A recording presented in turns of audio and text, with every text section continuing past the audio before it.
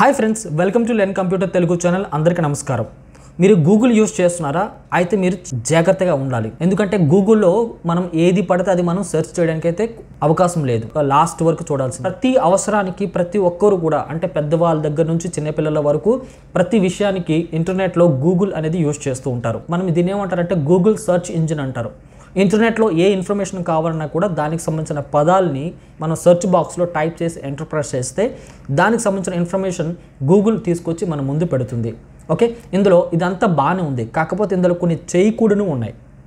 అంటే ఇప్పుడు మనం గూగుల్ సెర్చ్ ఇంజిన్లో సెర్చ్ చేసేటప్పుడు వేటిని వెతకకూడదు, వేటిని మనం ఉపయోగించకూడదో అనేది ఈరోజు మీరు తెలుసుకోబోతున్నారు. గూగుల్ సెర్చ్ ఇంజిన్లో వేటిని మనం వెతకకూడదో తెలుసుకోపోతే మనం హ్యాకర్ల చేతికి అడ్డంగా బుక్ అయ్యే ఛాన్స్ అయితే ఉంది. సో గూగుల్ సెర్చ్ ఇంజిన్లో మనం ఏంటి సెర్చ్ చేయకూడదు అనేది ఇప్పుడు మనం మాట్లాడుకుంటే కనుక, ఫస్ట్ వన్, మనం గూగుల్లోకి వెళ్ళిన తర్వాత ఏదైనా గవర్నమెంట్ వెబ్సైట్స్ మనం సెర్చ్ చేసేటప్పుడు కాస్త మనం జాగ్రత్త వహించాలి.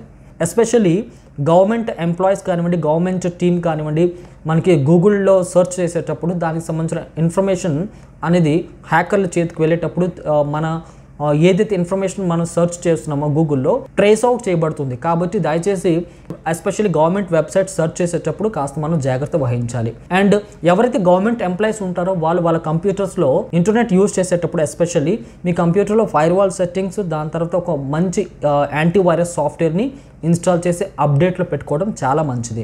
ఇంకో పాయింట్ చూసుకుంటే కనుక, ఎస్పెషల్లీ కస్టమర్ కేర్ నెంబర్స్ మనం వెతుకుతూ ఉంటాం గూగుల్ సెర్చ్ బాక్స్లో టైప్ చేసి.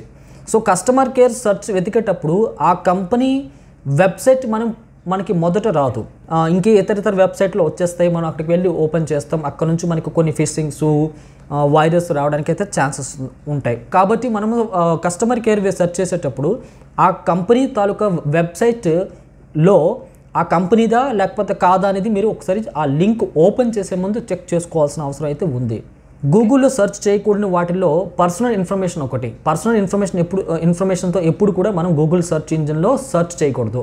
లైక్ ఫోన్ నెంబర్తో కానీ, పాన్ కార్డ్ నెంబర్తో కానీ, లేకపోతే మీ ఈమెయిల్ ఐడితో, మీ పేరుతో, మీ అడ్రస్తో ఎప్పుడు మనం గూగుల్ సెర్చ్ బాక్స్లో టైప్ చేసి సెర్చ్ చేయకూడదు. ఓకే, ఇది కూడా గుర్తుపెట్టుకోండి. సో అనవసరంగా మనకి సోషల్ మీడియాలో వచ్చే లింక్స్ పైన క్లిక్ చేయకూడదు. ఎందుకంటే కొన్ని మంచి ఉంటాయి, కొన్ని చెడు ఇంకా కూడా ఉంటాయి. ఓపెన్ చేసే ముందు ఎక్కడి నుంచి వచ్చింది, మనకి ఏమైనా థ్రెడ్స్ ఉన్నాయో లేదో చూసుకుని ఓపెన్ చేసుకోవడం బెటర్. ఓపెన్ చేసే ముందు కాస్త నేను చెప్పే పాయింట్ని గుర్తుపెట్టుకోండి. అది ఒకసారి ఓపెన్ చేసే ముందు చెక్ చేసుకుని ఓపెన్ చేయటం. ఓకే, సేఫా కాదా అని చెప్పేసి అనుకున్న తర్వాత అప్పుడు క్లిక్ చేసి ఓపెన్ చేయడం చాలా మంచిది. ఎస్పెషల్లీ ఎవరైతే ఇంటర్నెట్లో యాప్స్ అండ్ సాఫ్ట్వేర్స్ సెర్చ్ చేస్తారో వాళ్ళకి మరీ జాగ్రత్తగా ఉండాలి. ఎందుకంటే ఎక్కువగా మనకి వైరస్ అండ్ ర్యాన్సమ్వేర్ వైరస్ లాంటివి మాల్వేర్స్ అన్నీ కూడా ఈ ఫ్రీ వెబ్సైట్స్, దాని తర్వాత యాప్స్ అయితే మనం ఏ వెబ్సైట్ నుంచి అయితే డౌన్లోడ్ చేయడానికి ట్రై చేస్తామో అక్కడ నుంచి వాటితో పాటు ఆ సాఫ్ట్వేర్స్తో పాటు మన కంప్యూటర్లోకి మనం ఇన్స్టాల్ చేసిన తర్వాత వస్తాయి అన్నమాట. సో ఆ సాఫ్ట్వేర్స్ ఇన్స్టాల్ చేసేటప్పుడు ఫైర్ వాల్ సెట్టింగ్స్, దాని తర్వాత యాంటీవైరస్ ఆఫ్ చేస్తేనే ఆ సాఫ్ట్వేర్స్ అనేవి ఇన్స్టాల్ అవుతాయి. దాని అర్థం ఏంటి, మీకు తెలియకుండానే ఇండైరెక్ట్గా మన కంప్యూటర్లోకి ఆ వైరస్ వచ్చి చేరుతూ ఉంటాయి. దానివల్ల ఏమవుతుందంటే కొన్నాళ్ళకి కంప్యూటర్ సిస్టమ్ స్లో అయిపోతుంది. దాని తర్వాత మనకు తెలియకుండానే రకరకాల వెబ్సైట్స్, అడ్వర్టైజ్మెంట్స్ ఓపెన్ అయిపోతూ ఉంటాయి అన్నమాట. సో మనం ఇంకా చెప్పాలంటే మనకు తెలియకుండానే మన డేటా హ్యాకర్ల చేతికి పంపే అవకాశం ఇంకా కూడా ఉంది. కాబట్టి ఆ విషయంలో జాగ్రత్త. నెక్స్ట్, పోర్నోగ్రాఫీకి సంబంధించినవి, అంటే సెక్షువల్ కంటెంట్కి సంబంధించినవి, దాని తర్వాత ఆయుధాల గురించి మనం గూగుల్ సెర్చ్ ఇంజిన్లో సెర్చ్ చేయకూడదు. మీరు అనుకోకండి సింపుల్గా మీరు ఏది సెర్చ్ చేసినా ఎవరికి తెలియదు అని చెప్పేసి. సో ప్రతి ఒక్క computer and mobile, laptop device, internet connect అయి ఉన్న డివైస్లన్నీ కూడా ఒక ఐపీ అడ్రస్ అనేది ఉంటుంది. సో ప్రతి ఒక్క డివైస్ మనకి సిబిఐ డిపార్ట్మెంట్, అలాగే సైబర్ క్రైమ్ డిపార్ట్మెంట్ వాళ్ళకి మీ యొక్క ఐపీ అడ్రస్తో ట్రేస్ అవుట్ చేయడానికి అవకాశం అయితే ఉంది.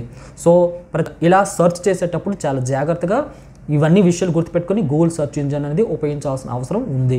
ఐ హోప్ మీకు ఈ వీడియో హెల్ప్ఫుల్ అయింది అనుకుంటున్నాను. నచ్చితే నలుగురికి షేర్ చేయండి అండ్ వాళ్ళు ఇంకా కూడా సేవ్ అవుతారు. అండ్ నెక్స్ట్ ఇంపార్టెంట్ వీడియోలో మీట్ అవుతాం. అంతవరకు సెలవు తీసుకుంటాను. థ్యాంక్ యూ, నమస్తే.